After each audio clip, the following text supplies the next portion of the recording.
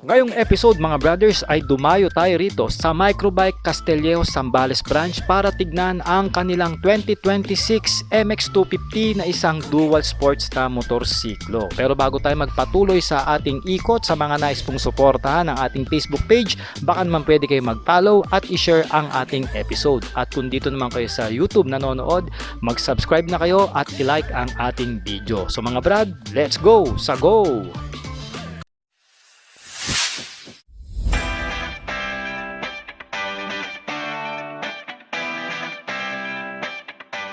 Mga brothers, available na sa Shopee ang ating riding jersey at iba pang mga riding gears na ginagamit natin. Nandyan yung link sa gilid ng video. Let's go! Sa go!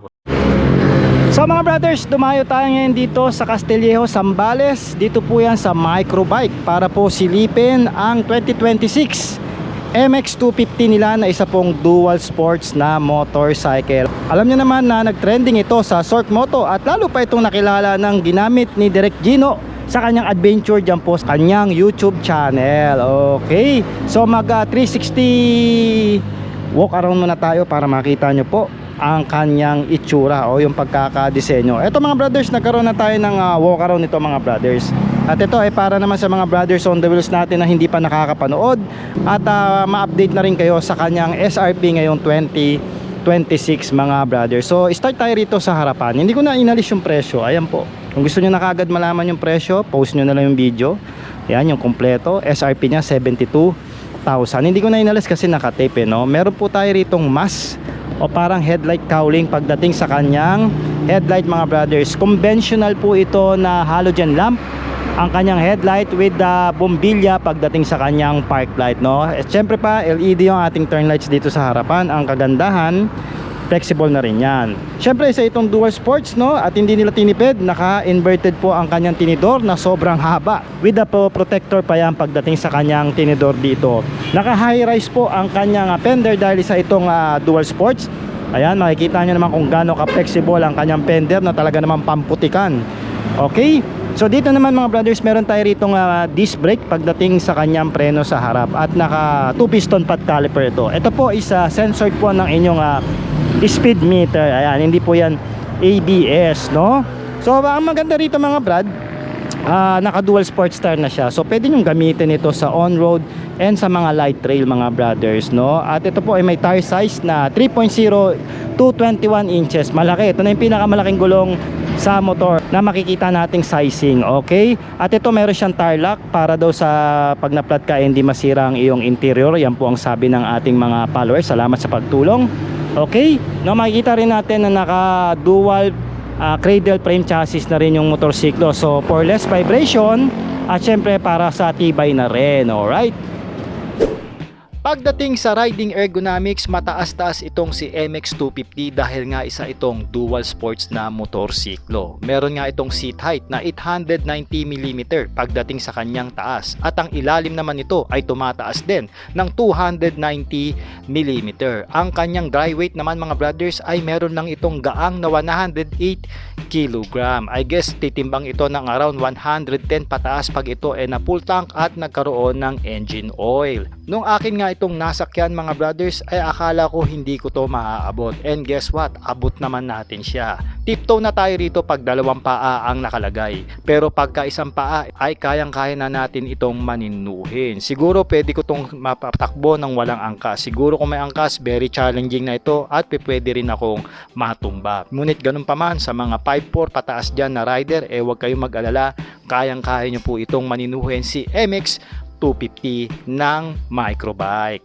At syempre pa pagdating naman sa kanyang riding position, upright ito mga brothers. Ang comment ko lang dito medyo matigas-tigas ang kanyang upuan. Kaya I suggest bumili kayo ng extra foaming, yung nabibili dyan sa Lazada at Shopee kung sakaling gagamitin nyo ito sa mga long ride o kung maghapon nyo itong sasakyan. Pero above all, maganda naman ang kanyang riding ergonomics.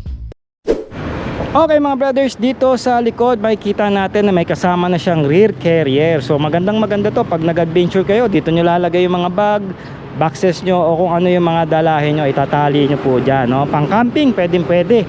Okay, so meron tayo ritong high rise o high profile na single exit muffler, stainless po yan. kung sakaling lulusong nyo to sa mga mabababang ba, ay hindi siya basta-basta titirik mga brothers. Naka LED ang ating taillight mga brad, at meron din ilaw yung kanyang plaka. Reflectors of course, side reflector, wala na siyang kasama mga brothers. Malinis yung underneath dahil ito naka-centered monoshock. Ang kagandahan, naka-linkage pa siya, so mas maganda ito maglaro, no?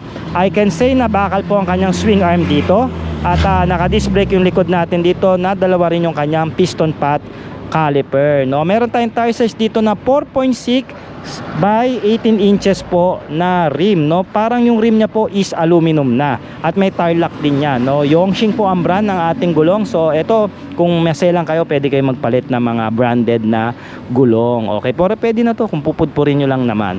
Alright, so meron tayo rito utility box na maliit, pang lalagayan po ng tools nyo. Yan, maganda yan, malaking tulong yan sa ganitong klase ng motor. Ang tapakan natin dito, ayan, heavy duty. At lipat tayo sa kabila para makita nyo po yung setup ng kadena.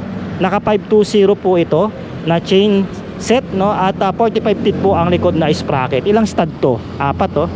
Tsaka mukhang heavy duty. Meron na rin siyang chain roller, oh. O diba? Ayan, malaki tulong yan mga brothers. Mga brothers, nakakalikha nga ito ng 16 horsepower at 7,000 RPM at umaarangkada ng 17.5 Nm of torque at 5,500 RPM. Meron nga itong saradong displacement na 223cc. Single cylinder, single overhead cam na dalawa po yung kanyang valvula mga brothers. At pagdating naman sa kanyang bore and stroke, meron itong 65.5 by 66.2 mm. At ito mga brothers ay air cooled dahil mababa lang ang kanyang compression ratio na pumapalo lang mga brothers ng 9.6:1, meaning hindi po ganun kasobrang init ang kanyang makina. Habang ang kanyang fuel system naman ay carburetor pa, kaya naman ito less maintenance at madaling gawin kung sakaling tumirik ka sa kabundukan o kung saang adventure ka man datnan. Syempre pa, meron itong fuel tank capacity na 9 liters at ayon nga sa Microbike Philippines, kaya nito magkonsumo ng around 30 to 35 kilometers per liter, na depende po yan sa inyong riding hobby, daanan at bigat nyo na ilalagay sa motor. At sa cambio naman, meron itong 5-speed manual transmission. So pag-usapan natin mga brothers yung side profile niya. Meron tayo ditong sticker na MX250. So meron siya sticker dito na MMC, Microbike Motorcycle Company. I guess yun ang meaning niyan. Alright, so then meron tayong sticker din ulit dito. So itong nire-review natin is black and red po. Meron sila doon na black din, pero blue naman ito. So yun lang yung yun lang yung mga kulay na binigay nila rito. May sticker din tayo rito ng Microbike, and then MX250. Maganda, pang aftermarket yung datingan. Syempre meron tayo rito kickstart. Maganda tama to kung malobat ka pag nasa taas ka ng bundok. Okay, sa kabilang side, tingnan natin, against the light lang pero same lang din naman yung approach mga brothers. Okay, so meron tayo ritong single tone upholstery pagdating sa kanyang upuan. Ito po mga brothers, pang enduro na yung ganitong upuan Kung maglo-long ride kayo, I suggest na bumili kayo ng yung extra foaming, nabibili naman yan sa online, para hindi kayo masyadong mangawit o matigasan pagdating sa mga long ride. Okay? Sige, siguro kasama nyo na rin yung inyong angkas mga brad. So dito mga brad, meron tayo rito switches na basic lang. Dito sa kaliwa, nandito yung horn, left and right, no, low beam tsaka high beam. Ayan, no, ito pala. Alright. Ito, I guess ito, hazard switch ito mga brothers, no. May fast light ba siya? Wala na, no. Non-adjustable po ang ating clutch lever, and also yung ating brake lever mga brothers. Ito yung setup ng kanyang throttle, no. Ito naman mga brothers yung kanyang electronic starting. Kakaiba, no. Tapos meron tayo dito maliit na digital meter lang. So ganyan lang siya mga brothers. Siguro ito yung select at saka mode. Tapos standard lang po yung susian natin. Ayan, very basic. Then may foaming dito na MMC. Maganda to extra support ito, no? Alright.